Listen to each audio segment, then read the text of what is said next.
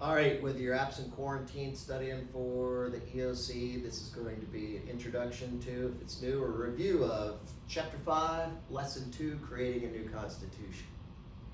So, the Constitution is the second government of the United States. What was the first government called, Abby? The Articles of Confederation. The Articles of Confederation. Do you know how long they lasted? Like 13 years? 10 years, good job. And why did we get rid of the Articles? Because they were way too weak. Yes, wonderful job.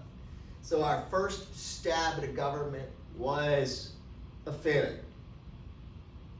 No doubt about that. Abby got it completely correct. It only lasts about 10 years because the Articles of Confederation was too weak. Can a weak government work in certain situations? Sure. Did our founders make the Articles weak on purpose? Yes. They were afraid, and we'll see, we continue to fear a government that's too strong, because the biggest fear of a government that's too strong and too powerful is it can take your rights away from you. But as far as the Articles go, a moment of silence, 10 years, it fails, it's too weak. But hey, does everybody get everything right on the first try? Absolutely not. I sure don't. So the Articles go down because they're too weak. As far as the EOC goes, that's two of the things that the EOC is going to want you to know. That you know that they existed, that they're our first form of government, and that they failed because they're too weak. The other thing you may need to know about the Articles for the EOC is, how are they too weak?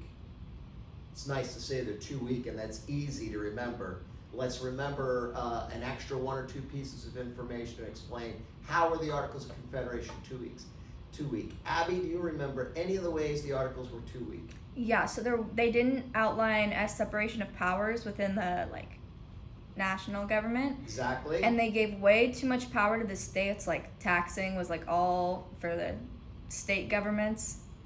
Absolutely, two great things. Abby nails on some of the huge flaws in the Articles of Confederation. One was, there were no other branches of government except for a very weak legislative branch. There was one Congress with only 13 people in it.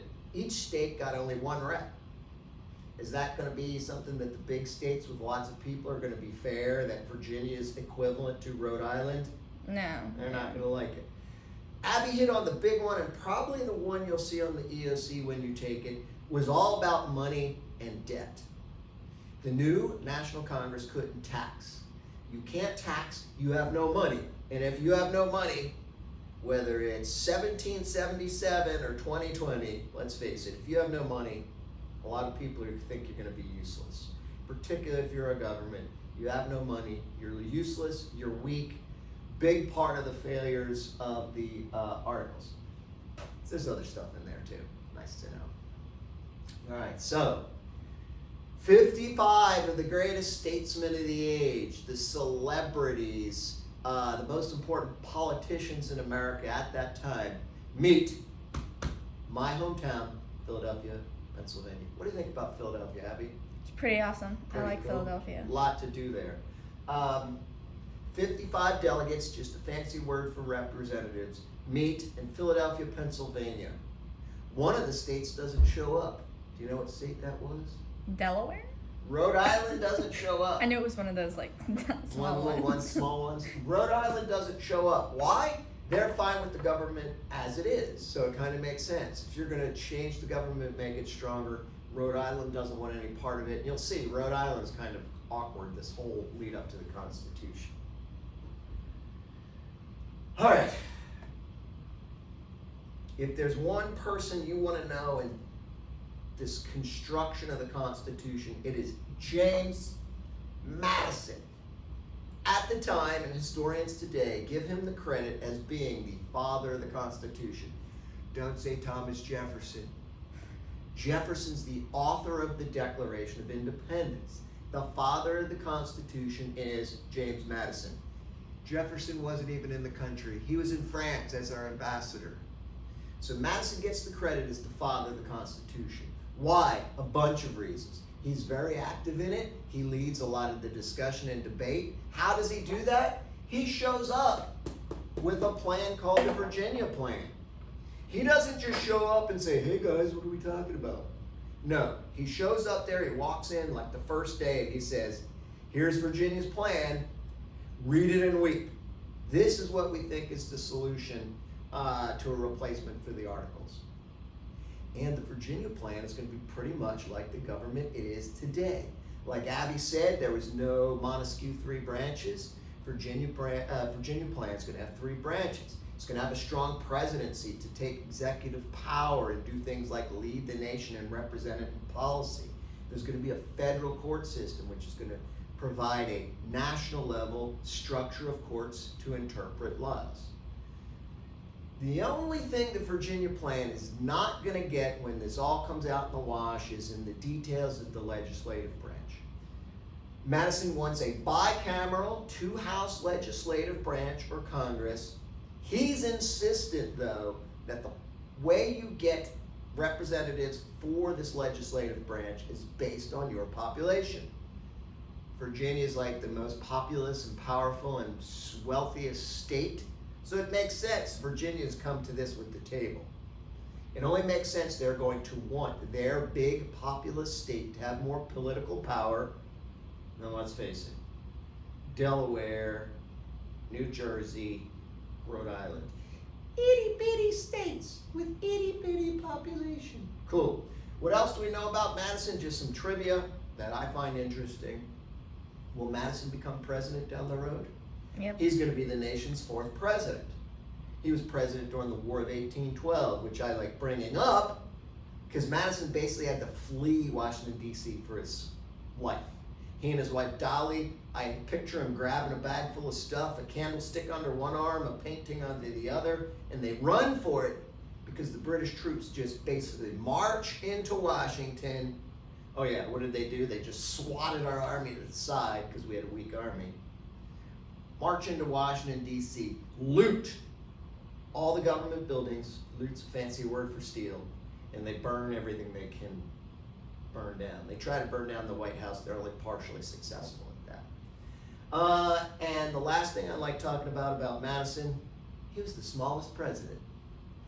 5'4", 100 pounds. So he's even shorter than I am, and I am short. He was shorter than me, and you know, I'm not Hulk Hogan or anything, but I probably got about 60 pounds on Madison. So he was a teeny guy. But were people smaller back then, generally? I don't think that's a fact.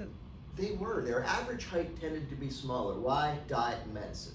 Did they still have big people? Sure. George Washington, he was probably 6'1", 6'2", 220 when he was young, heavier than that when he was older.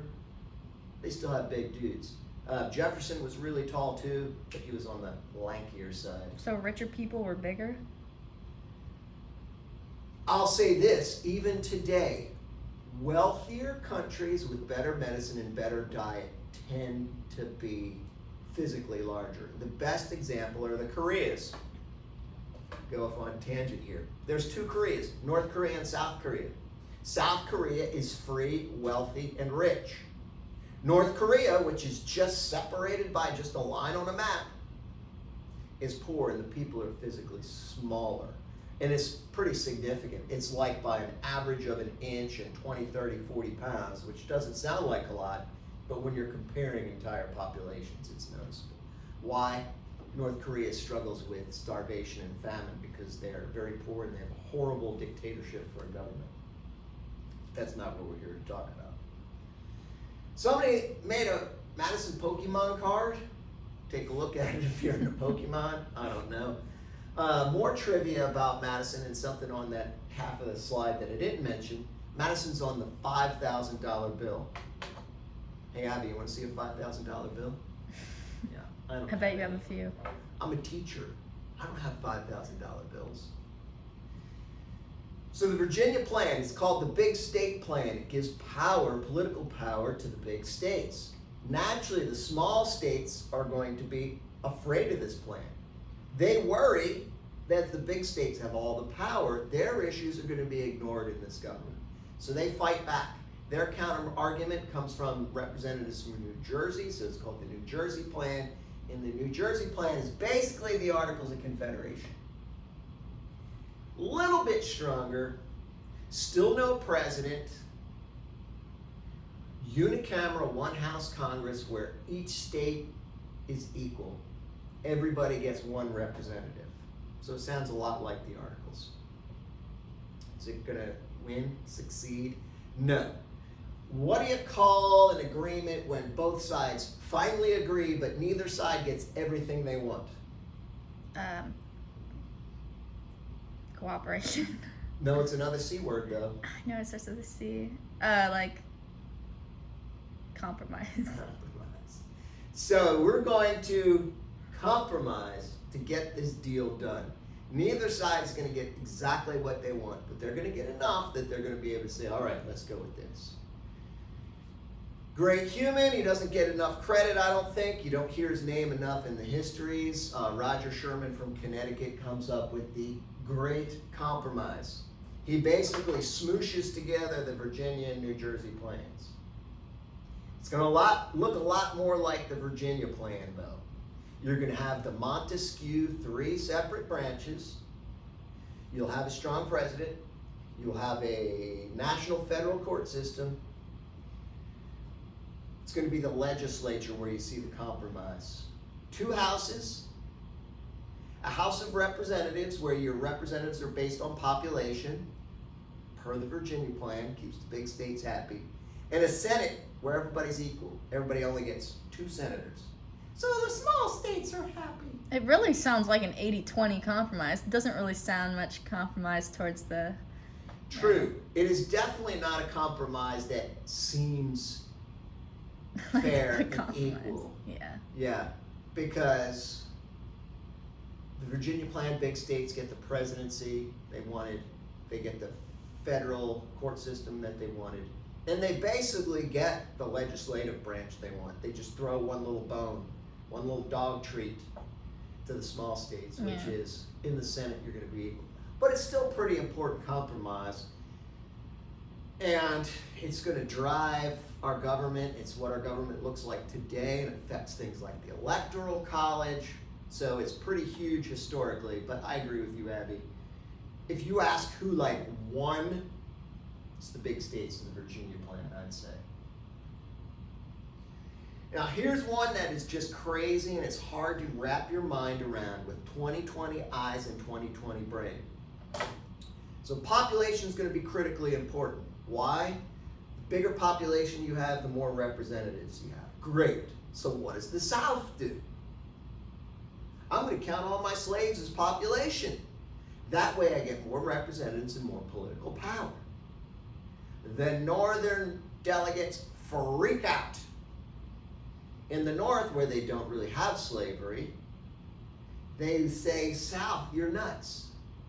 You don't give these people any rights. You don't treat them as citizens. They don't participate in the government. They don't vote. Legally, they're property. How could you possibly count property as population? So we get this weird and almost freakish looking today compromise. And here's how I picture it in my brain. Southern delegate. We're counting 100% of the slaves. Northern delegate. Nope, you count 0. Can we count 80%? You can count 60%. Deal. So there we have the 3/5 compromise. They agree for population purposes you will count 3/5 or 60% of your slave population. So sometimes today in civics discussions or discussions about government or American government, American culture, and American history, some people will argue the Constitution is racist, that makes our government racist. What do they usually point to? This is one of the big things they point to. The 3/5 compromise. Because it all revolves around slavery, and it all revolves in this compromise and this math that basically says, well, sure, slaves aren't equal to real citizens. So don't miss that. 3/5 compromise is one of those things that's a good EOC style question.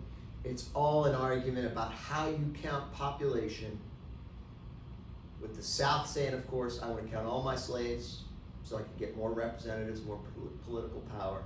The North saying count none of them and they come into this just semi-middle ground where you count 60%. Now the North's going to get some other things too with trade and tariffs and taxes as part of this compromise.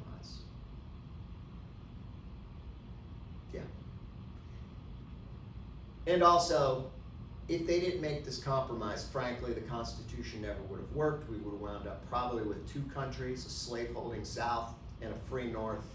And who knows what we'd look like today, 233 years later, if that happened back then. Also, keep in mind history. This 3/5 compromise, this not addressing slavery in the Constitution, is going to lead to the United States Civil War down the road. All right, another big compromise, something that is still controversial today, the Electoral College. So the framers finally agree in the Greater Connecticut Compromise that you're going to have a presidency. How do you elect the president? So some of the ideas they come up with to elect the president is state legislatures will elect the president. Some people say, no, have Congress elect the president. Other people say, no, democracy. Let the citizens, let the people elect the president. And then guys like Hamilton do this. Have you met any people? I mean, seriously, man. Have you met your fellow Americans? They're a bunch of morons. Are you going to let normal, everyday people, farmers, tradesmen, blacksmiths, pick the president? No. The decision's way too important to leave to common, average people, code word, for probably a bunch of knuckleheads who'll mess it up. So they compromise and they create this group that's going to basically stand between the people and the president. It's called the Electoral College. They're going to be citizens who are selected by the state legislatures because they are educated, smart, influential, code word in a lot of places for what, probably, wealthy, who become electors for that state, and they're the ones who actually elect the president. Now, it's changed a little bit over time, but we still have the Electoral College today. We're shooting this video in November of 2020. We have just had the 2020 presidential election. And of course, everybody's focused on the Electoral College, logging in, who won the election, and what do? What do you see? You see the Electoral College in action. 276 Electoral College votes for Joe Biden, 212 for Donald J. Trump. And that's how we determine the President of the United States today. Wait, so I thought that the Electoral College votes, like say in one state it's like 55% blue and then like whatever, 45% red, then the Electoral College votes would go to the Democratic Party. Yes. We're going to discuss this in detail when we look at Article 2 of the Constitution, which deals with the presidency and also explains the Electoral College and how to elect the president. Here's the short version. Each state has a popular vote. Each state has its own electoral law. 48 of the 50 states do it this way. We're in Florida. I'm a Florida voter. I vote for one of the candidates. They count all the votes. Whoever wins the popular vote in that state wins all the state's electors, which in Florida is 29. So, I vote for Donald J. Trump. He wins by one vote in Florida. He gets all 29 electors. His opponent, Joe Biden, gets 0. It's called the winner-take-all system. So Trump puts those 29 electoral college votes in his pocket, and once he's collected enough electoral college votes across the 50 states, as soon as he gets to 270 votes, he's the winner. Why 270? We'll do that math later, because there's 538 total votes in the Electoral College, and 270 is more than half. advanced math. For right now, I vote in a state. Whoever wins that popular vote in that state gets that state's electors. What about the other two? Maine and Nebraska are the weird ones. Glad you asked, Abigail. They have a more sophisticated or complicated system where they can split those electors among the two candidates. I would think that would be a better system. So, the Electoral College is controversial. Some people hate it because it's confusing and it seems undemocratic. Because with the Electoral College, you do have the situation like we've seen in 2016. The challenger, Hillary Clinton, had more popular votes. And it wasn't just like 7. It was by several million more votes than Donald Trump. But it doesn't matter. Donald Trump won the Electoral College. So a lot of people don't like the Electoral College because it gives you results like that. And it's hard to blame people. You know, democracy is part of our system. It's not the entirety of our system. But democracy is how we as Americans kind of view life. Majority rules. Whoever gets more votes wins. And that's how it is for every other election we do except for the presidency. Okay, so one last thing I'm confused about. If they put the Electoral College into place because they were like, well, we need a group of smarter people to choose the president, why does their knowledge about politics matter if they're just going to have to vote for whoever their popular vote wins? This gets really complicated. And first I'll say that was only one of Hamilton's and the framers' concerns. There's another concern that's a little more complicated, but it's probably more important today. Some of the founders and framers said this: who's going to care about Rhode Island if they don't have any votes in the Electoral College? Who's going to care about Delaware? All you're going to care about is Virginia, Pennsylvania, New York, and Massachusetts. And the same thing today. What are the big states with all the voters and electors? California, Texas, Florida, New York, Pennsylvania, Ohio, and I think it's Illinois next. Because that has the bulk of the electors. You could become president by focusing, frankly, on 8 states. So some people say, well, I'm from Montana. Nobody would ever care about me if all we did was a popular vote. And Montana's probably right. Would a presidential candidate ever go to Alaska to try to talk to voters there? Why? There's nobody there. I get 3 Electoral College votes. Who cares?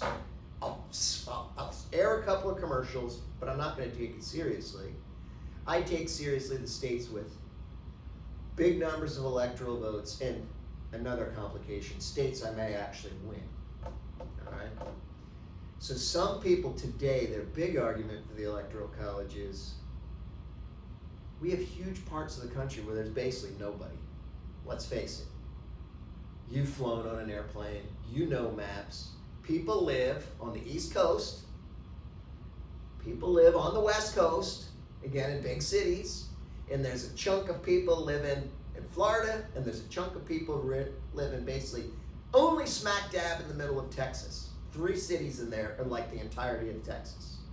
Everything else in this country, you fly over it in a plane, you drive through it, it's nothing, it's far. There's nobody there. So people think the Electoral College is important because it protects those states with nobody there, if that makes sense. How? Alaska still has 3 Electoral College votes. They're not going to care about them if they did or didn't. And that's a good argument, but I guess the counter argument is people would care about them less if it wasn't for the Electoral College. Makes sense? You hear this all the time, and the argument is really big. And the argument goes something like this: I don't want people living in New York City and Los Angeles picking the president. I live in Milton, Florida. I want to make sure I have say. Or Florida's not the best example. I live in Kansas. I want to make sure I matter. I live in Idaho. I want to make sure I matter. I live in South Dakota. I want to make sure I matter. My vote's important. Nobody's going to care about me because, let's face it, nobody lives here. So it's going to be New York City, Philadelphia, Dallas, Houston, and Los Angeles picking the president. And I don't like those people. They're coastal elites. They're city folk. Nobody there cares about me living in the hills of Montana or on a farm in Iowa. Does that make sense? Yeah. But like, wouldn't the way to make it matter more as if it was just based on popular vote? Because, I mean, I don't know, like, I don't know. I think the popular vote is easy. It's appealing to people for that. The Electoral College is complicated. It's not simple. And again, I think most Americans, whether in your school, or you're in your home, or in politics, you're used to, well, what should we do? I don't know. Let's see what everybody wants to do. 51% of us want to have chocolate ice cream. It's fair. Let's do that. We're indoctrinated. It's natural to us. It seems fair. So the Electoral College is complicated and confusing and can potentially deliver results that seem unfair. And I get it. And that's why, if I had to guess what the next amendment to our Constitution is, what the next change is going to be, I bet it's going to be on how we elect a president. Will it happen in my lifetime?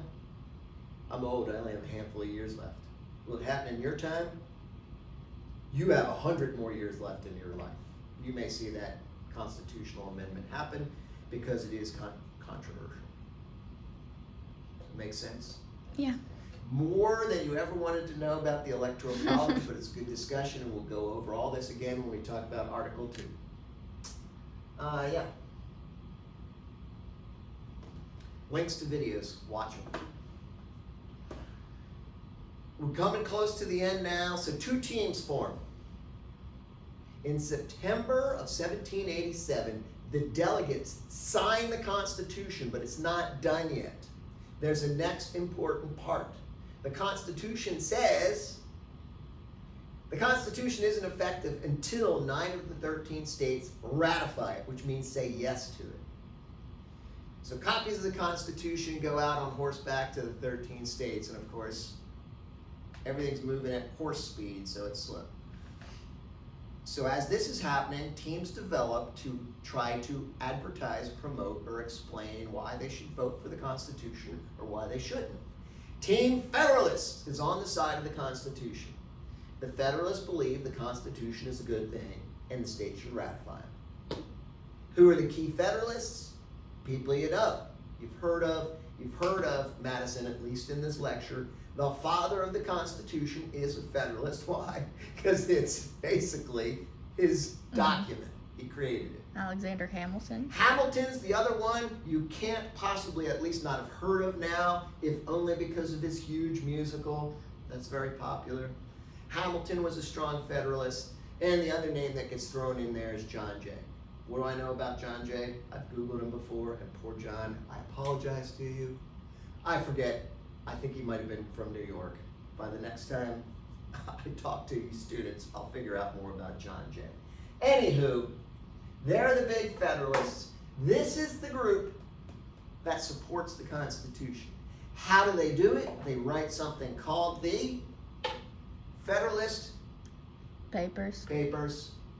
They write a series of articles or essays explaining to Americans why they should ratify the Constitution. They write 85 articles. Do you know who writes most of them? Alexander Hamilton. He writes Hamilton like by far. 60. He writes like Yeah, 61. he writes 51 of 85 articles. Oh, wow. So here's how I think of Hamilton. Have you ever done a group project? Yes, many times. Every group project is the same. One person shows up, basically does all the work, and the rest of the people, maybe one person does a handful of things that are fairly useful. One person basically does nothing, but at least is engaged, and then you have one person who does nothing, is disengaged, sits there on their phone eating Takis the whole time, right? Well, Hamilton is that one person you want in your group, because Hamilton's gonna do all the work, just the type of dude he is. So yes, he writes the bulk of the Federalist Papers. And again, Federalist Papers, arguments supporting why the country should ratify the Constitution. Hamilton, what a great story. If we had more time in class, I'll talk to you about a little bit about Hamilton's life, Hamilton's scandals that he was involved in, because he was a naughty guy sometimes, and of course, Hamilton's demise. He doesn't go peacefully out of his existence. He is shot to death in a duel, and not just by anybody. He's shot to death by the Vice President of the United States. Imagine today you wake up and on Twitter on the news is, Vice President Pence shoots Nancy Pelosi in a duel. I mean, that's how big this was back then. Two of your most prominent political leaders in American history, one of who's actually the sitting vice president, kills the other dude in a duel. Crazy. Love it. Great little piece of American history. Hamilton, interesting guy. That's how you get big old musicals written about you. The Anti-Federalists, Jefferson's kind of an anti-federalist. People like Patrick Henry, Monroe, Mason, they're against the Constitution. Why? They still have the fear of a overly powerful government that's going to take rights away from states and take rights away from citizens. They do not want to replace the tyranny of King George III with the tyranny of King George Washington I. It's another thing about Hamilton. At times, Hamilton basically wanted to make the first president, who of course was going to be Washington, almost a king. The argument is not as ludicrous as it may sound today. King George Washington? Back in 1787, there was reason to worry about that. And that's what the Anti-Federalists worried about. They had another concern too, which we shouldn't ignore. They looked at the Constitution as a document that would only help the rich and the powerful and the wealthy. That this government would be good for the rich, protecting their property and protecting their businesses and creating big banks so everybody could get rich. Well, the rich people would stay rich and get richer. The Anti-Federalists worried about the poor people, figuring that they would get no protections, and I'm sure that would never happen in any government anywhere, where the rich get good stuff and the poor get nothing. Just kidding. Sure, that's good. Anti-Federalist, anti, that prefix of course means against, so they're against the Federalists. If you're studying, this is good, like one simple chart that if you really needed to know the differences between the Federalists and Anti-Federalists. So how are we going to fix this problem? Do you know how the Anti-Federalists and Federalists finally get to the point where they're going to agree, they're going to make a compromise, how they're going to finally get on board with the Constitution? Adding a Bill of Rights. Adding a Bill of Rights. And that seems simple too. It's almost like right now you're like, if all the Anti-Federalists wanted was a Bill of Rights, why didn't you just add that? Why didn't you come up with a Bill of Rights in the first place, Hamilton and Madison? You have the English Bill of Rights that you had your whole life that inspires you. The Magna Carta in 1215 explains the rights Englishmen had. Why don't you just originally write the Constitution with a Bill of Rights? This argument's a little tricky. I'm not sure people always understand it, and I always feel like I'm failing in explaining it. I'll try for the 2000th time. The Federalists were afraid that if you wrote down a list of rights, you have to stop sooner or later. So let's pretend in the Constitution they write down 10 rights that you have. Cool. Some time passes. Abby wakes up in the morning and says, hey, I just thought of an 11th right. The fear of the Federalists is, at some point, some government would say, no, Abby, there is no 11th right. We wrote them down. There's 10 and that's it. As you can see, this is probably a pretty good argument on the Federalist side. Could you possibly conceive of every right that you could possibly have No. Could you write them all down? No. Perfect example is a right to privacy. Do you think that you have the right to privacy, that the government should not automatically be privy to or know all your private affairs? Of course we think we should have the right to privacy, right? But it's not in the Constitution as it's written today. The Federalists argue it shouldn't be written down. It's there. It's one of our natural rights. The Anti-Federalists are like very literally minded, I guess, and they're like, no, write the stuff down so we can see it. If it's written down and it's in the Constitution, we know the government can never take it away from us. Anti-Federalists are going to win. They promised to add a Bill of Rights, and that's going to be the final compromise that gets the Constitution done. A little timeline to remember. This is probably nothing that would ever be on the EOC, but I like to keep it in my head to be organized. The actual Constitution is signed September 17th, 1787. It's not ratified by 9 of 13 states till 1788. And it's not ratified by all the states, with Rhode Island being the last, because they're pains in the backside, until 1790. And it's really not completed until they add that Bill of Rights in 1791. Sound good? Questions, problems, concerns? Watching this in Videoland. Hopefully I'm still teaching at Hobbs Middle School for you. After you've seen this, you want to ask me any questions, always feel free to do so. Or check the wonders of Google, find it out for yourself. Thanks all. Thanks, Abby.